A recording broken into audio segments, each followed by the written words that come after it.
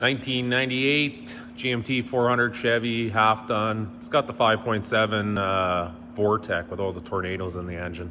Customer complaint, service engine light flashing, misfire of course. So I did the regular compression test, fuel test. Compression's good, fuel pressure's good. I put a couple spark plugs in it, they look fine. Number 7's misfiring, number 2 on the other side's misfiring the odd time. Put spark plugs in it, doesn't help it. Swap wires around, it stays on that cylinder. And I also threw a cap and rotor at it to make sure it wasn't arcing out in there, something stupid, still nothing. So I narrowed it down to the fuel injection spider inside the big injection spider, and I'll show you what I got going on in there. Here's that fuel injector spider, I call it. And as you can see, it's a bathtub in there of fuel.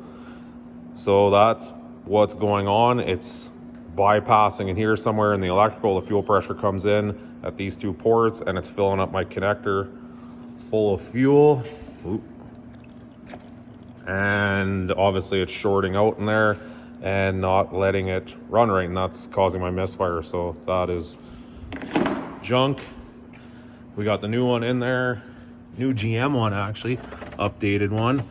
Looks all good. You just got to make sure you're running, it has all the numbers, and you got to finesse them in. It's kind of tight, but you can get that in, get the back in, and that's how that new spider is going to look.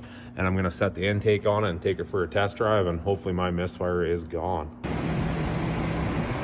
Okay, we got that intake all back on, everything's back together. It's running like a champ, smooth. It was shaking, vibrating, that mist. And then I got the old scan Tulio hooked up, and it's 0 across the board. So that spider was no good, got it changed out, and this is going to go back to the customer, be back on the road and doing some farm work.